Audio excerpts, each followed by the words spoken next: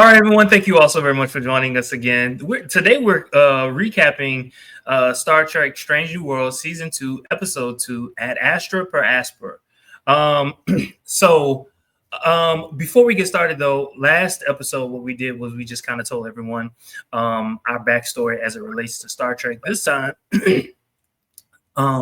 what I want to do is I want to let you all know is that every single day as we lead up to the premiere of season 3, you're going to receive one of our notifications.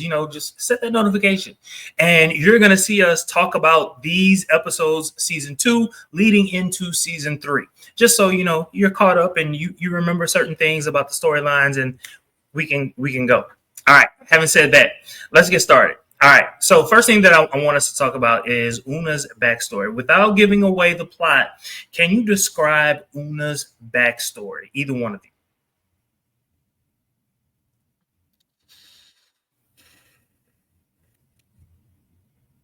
So Una is from a race of people that's genetically modified. And according to, from what I remember, Starfleet's regulations, that is illegal to be genetically modified and to be an officer or member of Starfleet.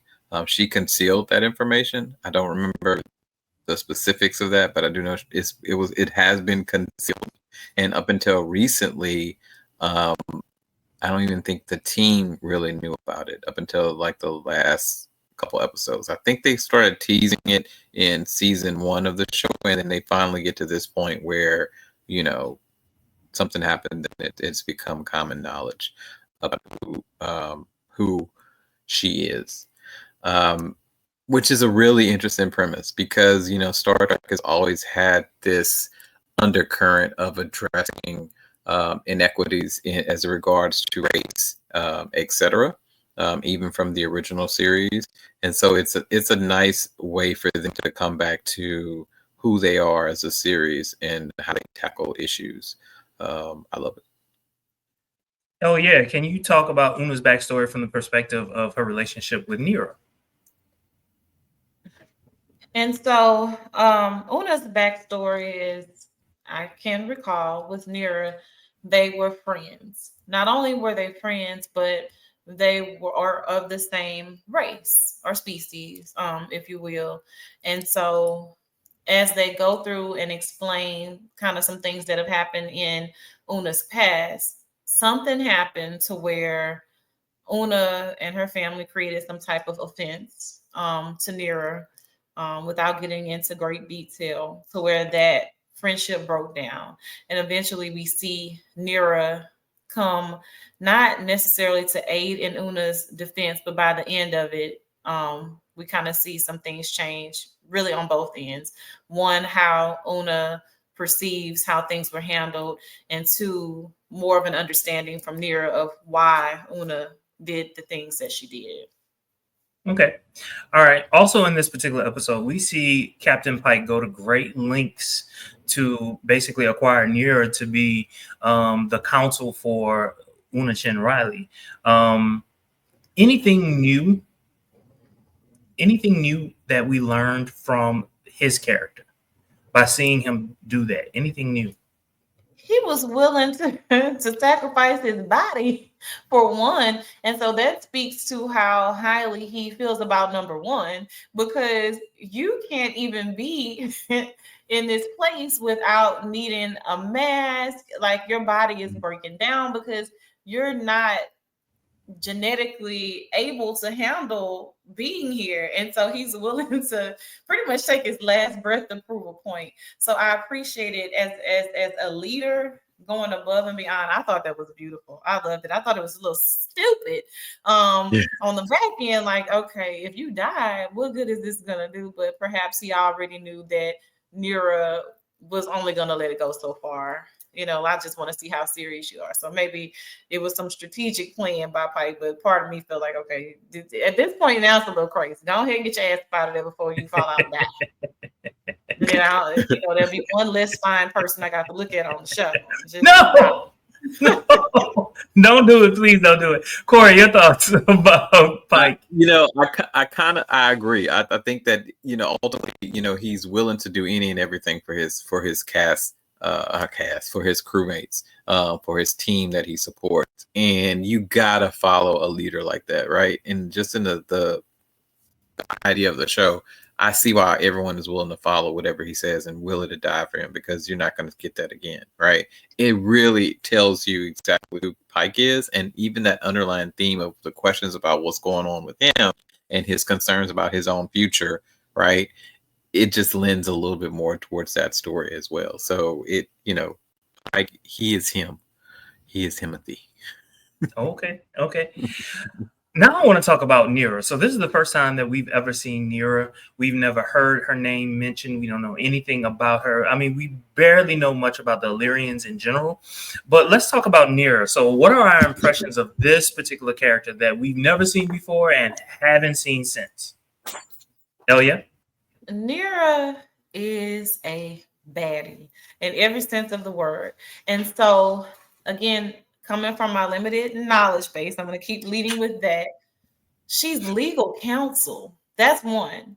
And then not just legal counsel, it's civil in nature. So there's that. So she's this amazing defense, not bad to look at all. She knows what she knows and she knows it well. She's tough and she's willing to go toe to toe with anybody, about what she feels is right, especially when it comes to her people. So she is an activist. She is a badass. She is a model. She is a moderator. She's an orator. She's all the things wrapped in one. And so I enjoyed watching her serve on the screen. Okay, outfit was on point, hair was on point, delivery of the penal code on point. Like, so for me, watching Nira get up there, and it's just like from one moment to the next, you're like, dang, does she hate? Does she hate Una? And then on the other end, it's like, wait a minute, it's bigger than Una. So there was just so much happening for me. I'm glad they brought her in. I'm glad they displayed it. I wouldn't have changed a thing. I would not have changed a thing. It was great. Corey? I love too how they kind of had their own personal issues that needed to be overcome in order for her to even defend Una. They left her, they were friends, they were et cetera, and there was these feelings of betrayal that were kind of underneath the surface. But she saw that it was bigger than that, right? She needed to address the audacity of Starfleet, right? And the problems that she has with Starfleet, and she did that, right? And it really kind of put it on Front Street, so to speak. Is that for us, it's kind of like how the world views the U.S. right now, right? There are some in this country that think that we are at the pinnacle of society, right, in terms of the developed world. And when in reality, there's all these things, these laws, these legislations, the things that we've done that have, really caused hurt for other people in the realm of Star Trek, other civilizations, other groups of entities or whatever, right? But we're blind to it, right? Because we have this quote unquote code about ourselves that we think that we are kind of sort of above some of these other groups. And so it speaks to that in a way. And I love it. You know what I'm saying? I love it. She didn't roll over in the end. She still said, hey, not a fan, but this is a start. Correct. I appreciated that she stood on business and it was on a continuum. Like, okay, we did okay today. It's a start. And as she go out, she looking good as she left. Beam me up. Let's go. I mean, I loved it. And I hope it's not the last time we see her either, right? This is what I want to say about her particular character, just the way that they set her up. This was someone that Pike had to go to find, right? And according to him, she was the best of the best, right? Mm-hmm. Who just so happened to have been Una's childhood friend. And who is the person that he's going to find? Yes, it was a Black woman. Mm-hmm. And not only that, okay, so it's a Black woman, and we've seen characters before come and they do their thing and they go and they're forgettable, right? This, in terms of characters that we see in Star Trek, this is not a character that you're going to forget in Star Trek. because she commanded the screen. Right. Every time she was serving, she stole scenes even when she wasn't trying to steal scenes. Correct. Right? She spoke intelligently. She spoke from the heart. She did everything. And yes, the way that she sashayed in that courtroom, even when you expected her the book to be like bam, she didn't do that. It was like, but you were watching the book, and the way that she spoke to the judges or whatever you want to call it, like it was like, damn girl, like what else she got to say? And you saw that moment when Uhura kind of leaned in, like, ooh, what's gonna happen next? It was like, yes, what is gonna happen next? Like she was serving on so many different levels, and I was here for it. I was excited. I was excited. Yes. I was excited. All right, so let's move.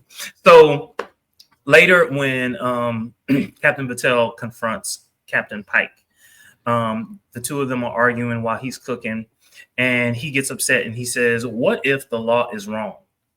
Okay, so that kind of sets that up, right? And so this is my question: is Pike really protecting Una, or is he a crusader for justice? Meaning, is this really for him all about his number one? Or does he see it as, nah, in the grand scheme of things, this is all about justice? And like, I sat in two different places with that question, and I just want to hear your thoughts. Let's start with Corey first. I think it's a little bit of both. I think that immediately in the moment, Pike is looking to save his number one. But as we get into it, he realizes, you know what? This is bigger than just Una. This is about justice. And I think that's what ultimately kind of leads him down. Because I forget the conversation that was had, a couple of different people that kind of lead you down that thought process that it becomes something bigger for him. And it's not far-fetched for the character of Captain Pike for justice to be the ultimate overarching decision-making factor for him.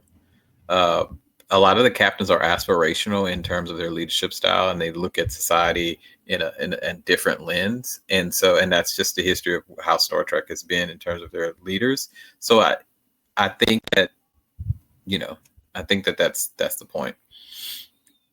Oh yeah. So, initially, I would want to say it's about Una, simply because he came back. I mean, of course, April could pull rank on him at any time. Originally, he came back because, he wasn't trying to hear anything they had to say, and then he found out that number one was missing, and now, I'm back full throttle on Starship Enterprise. Let's go. We got to save her. And so, as we move forward, to her getting caught up in this whole thing with her species or whatever, or genetically modified nature.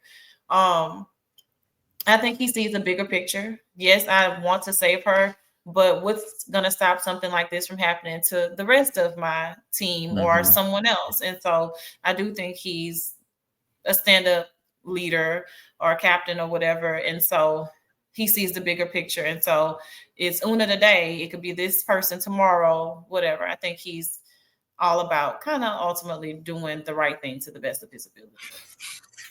Okay, which leads us into my next question. Does friendship trump justice, or does justice trump friendship? In this particular episode, we had three different examples for us to look at. We saw Una and Nira. We also saw Una and Leon, Noonien Singh. And we also saw Uhura and Noonien Singh when Leon was trying to get Uhura to get the communications, the personal communications. And Uhura was just like, whoa, I'm going to stop you right there. We're not doing this. All right. So there are three different instances in this particular show. And so my question is, which is more important? Is it friendship or is it justice? That's a good question. So I think we all want that ride or die, right? That friend that's to, if you need to escape, they're going to drive the getaway car and they're going to do everything that they can to help you get away, right? But in reality, many of us are not going to need that level of support from our friends, right? So I think justice trumps friendship, because there has to be something that stands true. Because your friends can be wrong, right? Your friends can be wrong, and maybe they need to pay the cost for some of the decisions that are made that are incorrect, right? To be a true friend means that you let people know when they ain't about shit, right? So that's a true friend, right? So I think that's what it is, but there are some times when you do just need that friend, right? But most of the time there are some things that have to be right, and justice is one of those things. Elliot. I feel like you set me up with this one when you mentioned the line from the show, what if the law is wrong? And Right. so, friendship, okay, that seems simple enough. Justice, okay, the law is the law, but the law can be wrong. And us as people of color, have seen it be wrong time and time and Right. time again. And so, more so than just acting out of friendship for me would be that whole extra layer of what if they're wrong? What if the law is wrong when I say there? And so for me, I'm going to err on the side of friendship simply because that's the language that was used more so than justice, because the law has proven to be absolutely wrong on so many levels, especially when it comes to race, gender, religion. I can keep going. There's so many ways in which the That is law true. can be wrong and set up against a certain group of people or certain groups of people. So I'm gonna have to ride with the friend on this one and take it from that vantage point because So I agree with you. I was not looking at it from I was that just about aspect. to say. I was just about to say something about the fact that here we can have totally different opinions, and it's okay. But go ahead, Yeah. Uncle. I was just about to say that because I wasn't even looking at it from that point of view about how justice has impacted marginalized communities. I was just thinking of, in a perfect world, right, in the show when we are presented two options, which two of these options, are we going to go with? Your friend who may be questionable in her decision making, or are you going to go with what you know is the right decision? So from that standpoint, but then you present me with another idea that makes me question my thought process. But we can both have two totally different ideas. It's fine. absolutely. I don't like us being on opposite sides, but I'm just gonna deal with it. It's gonna be fine. I don't want to go toe to toe with you at all, and I ain't ever run from a fight. But I ain't trying to go toe to toe with you or Jermaine, not at all, because I don't want to see remedial, because that's exactly how that is. But yeah, and simply because of how the episode was set up, that's why I came from that lens. Because the whole, the whole premise of it was just injustice based on, I'm gonna say, species or whatever in this case. And of course, I'm thinking race when I say species, but yeah. Right. Right. Well, Was this no, intentional, Jermaine? Do you think? Of course, we probably think it's somewhat intentional by the showrunners to create this dilemma for us to examine ourselves, and that's just kind of goes in hand with the idea of and the way Star Trek runs as a show, I guess. yes, we're going to get into that. We're going to get into that. But to simply answer your question, yes, Corey, I agree with you in the question that you just asked. We're going to get to it in two questions. Before we do that, though, a quick question: whose side was Captain Battelle really on? That's the white chick who was arguing for the prosecution. Was she on the side of the prosecution? Was she on Pike's side? Because you remember that time she went to Pike and she was just like, "Do not go on the stand." And then also, was she on Una Chin Riley's side? Whose side was she really on? As we think about friendship and justice. If I remember correctly, I think that she was on Pike's side, and ultimately was on Una's side, but because of maybe more so Pike than Una, and it translated to Una, but it's more so Pike because she was concerned about what would happen with Pike in his career, from that standpoint. So I'll say she was more on Pike's side, but ultimately, if she was on Pike's side, then she was for Una as well. But it almost kind of seems like those people that are crusaders for justice in a place where they are not welcome, i.e., in some places in our government right now, there are people that are holding place for us in government that they are not welcome, right? And we need those people to be there to kind of be a buffer. Oh yeah. I'm gonna do my Brittany moment and say I agree with everything, with everything that Corey said. Oh, and Patel, however you say it, she seemed uncertain in Right. her delivering this blow to Una. And so again, with her doubling back, trying to suggest, hey, Pike, don't get on the stand or what have you. So, I do feel like she's for him, but in this bringing about this case and all these things, she just didn't seem very certain about it. Like she didn't really want to do it. She almost feels like she had to do it. And so I do ultimately think she was more so for Pike though. Yeah. Okay. I'm gonna let that go. So Star Trek, to Corey's point from earlier, Star Trek has a long history of showing a mirror to society. Genetic engineering was the storyline, but what social issues is it comparable to today? Oh yeah, you kind of mentioned it earlier when you were going on your rant, but let's just talk about it. Let's draw those parallels between the social issues of today and what we saw on that on this particular episode.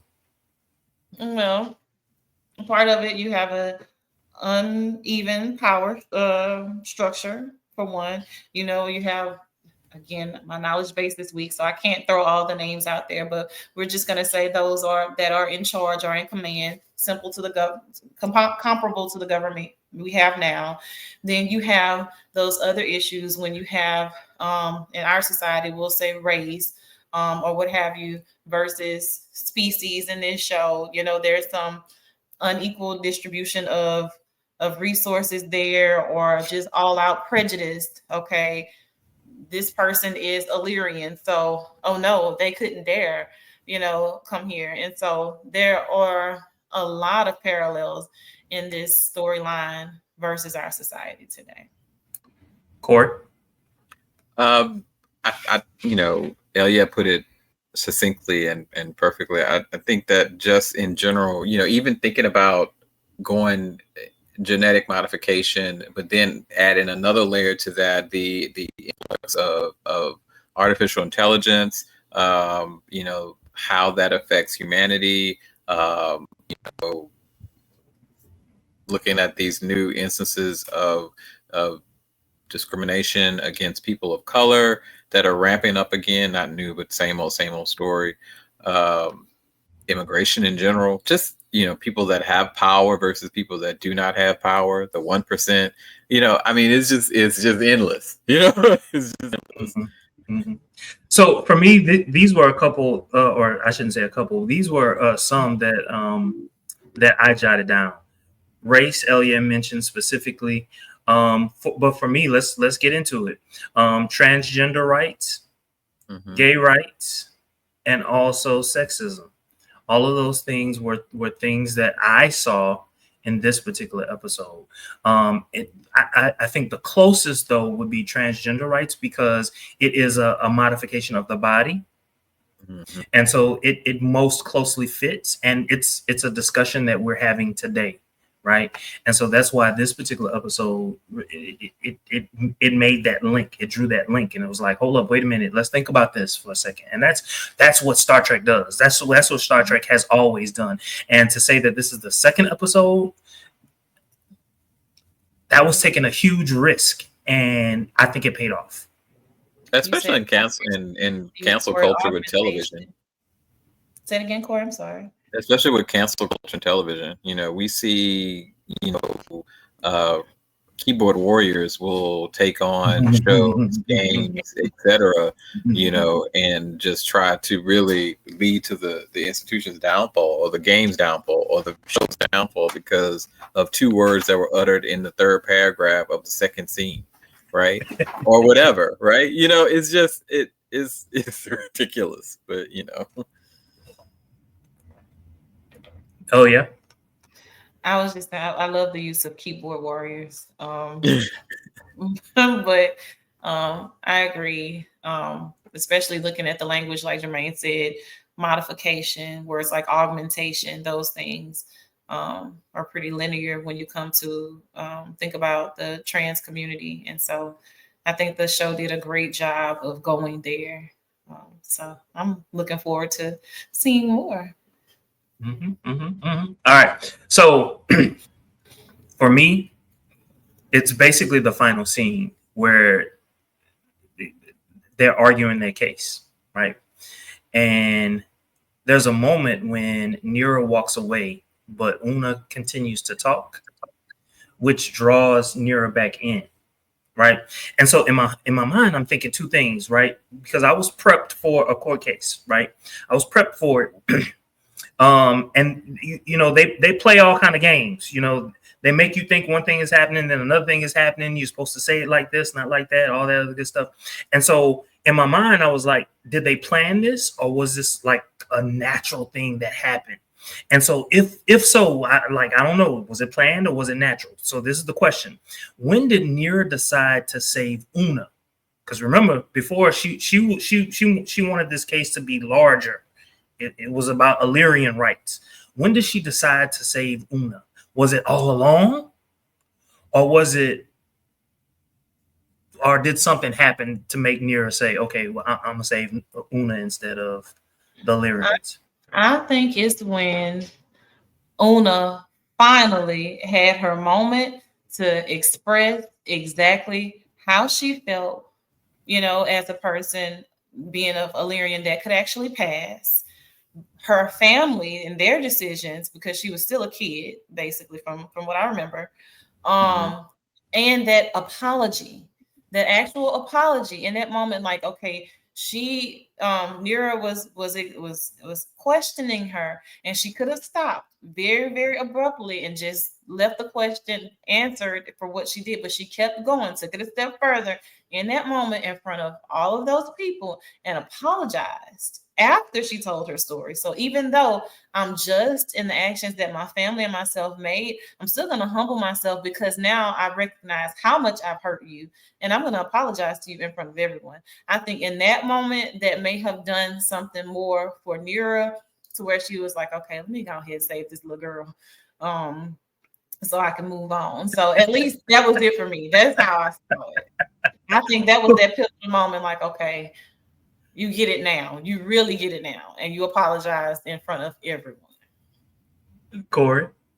I agree. I think it was at that moment, but I also think that it was some comments or some statements that were made from the panel of judges, right?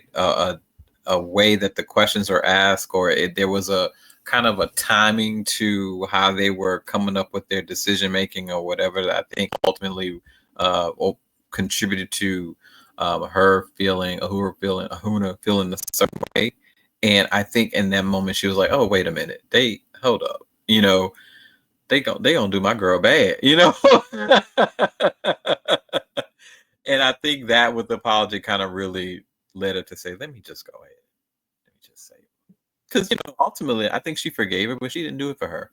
She did it for herself, so that she could move on, and she was not stuck in that moment. Ooh. Bigger picture. Ooh. Yes. My goodness. So was it friendship or justice? It was justice. But because she had moved from that friendship. They weren't friends no more. I think it was justice wrapped in the level of injustice. Correct. That propelled her decision making forward. Because, okay, Correct. Let's be clear. If we go just based on the justice of these people and their system and how they have it aligned, they don't even know their own. Let me take it a step further. Let me do a deep dive into your own penal code and throw it back at you. Correct. Because you're not following your own stuff. So, yeah, I think it was a nice 1-2 combo hit. Bow. They gonna sit She down whipped them with their own rule book. That's what I like Sure about did. it. That's She what I like literally about threw it. the book at you. Loved it. I Mm-hmm. love a good reading from Genesis to Revelation now. I love it. I love from the good book. She with them with their own book. So you know what? We didn't rate episode 1, but let's rate episode 2 from Mayfair to 10.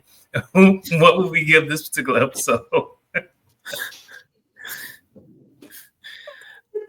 I think you guys are going to be surprised with my answer. Okay. I give it an 8, even though it did not have the action, it didn't have any of the other things, just because of the drama and the subtext of the episode. It didn't need all that other stuff.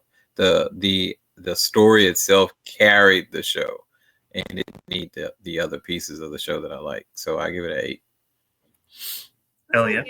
I'm gonna give it a 9, and simply because, you know, like to Corey's point, it didn't have all the action or whatever, you know, buildings getting blown up and stuff all as much in the episode, but because they addressed the issues that we currently face almost at a parallel, and they did it so well, and the acting across the board was phenomenal. For me, the episode is right at a 9. It was a great episode. I enjoyed it. It was a really good episode, and I think it was better than the first episode, honestly. Even though the first episode had a little bit more of the other stuff. This is true. So for me, I gave it a 10, and let me explain why. So I've seen many Star Trek episodes where, you know, there's a tribunal and a court case and Starfleet officers on trial. You know, I've seen it all, right? This, if it wasn't the best, it was like on par with the best of those, right? And the symbolism that I saw in this, it leaped bounds on some of the other cases that we saw in Star Trek's past, and so for me, it meant so much more. You know, I'm putting it. I think if I hadn't seen it, I probably would have landed somewhere between an 8 and a 9, just to be honest. But because I've seen those past ones and I'm able to compare it to this one is a 10. They outdid themselves with this one. My God. Today, as Corey says, I don't think My God today. My God today. From Jermaine is damn near unheard of. So I don't feel bad rating at all. That makes me feel good. Like, okay, I'm on brand. Oh, okay. Well, I'm mad we were assigning 1 to Mayfair. No, from Mayfair, because Mayfair is Mayfair to interview. Let's not get ahead of ourselves. Whoa. Nothing can outdo interview. Nothing can outdo interview. It can't. It really can't. It Not can't. Not currently on TV. Not currently on TV. Mayfair to Lovecraft. We could do that. Oh, you know, because okay. Yeah. Lovecraft was up there too. Okay. Lovecraft was up there. It was. Okay. All right. Well, thank you all so very much for watching us. Until next time, don't forget to like, comment, subscribe, and share. Share on all your social media. See y'all.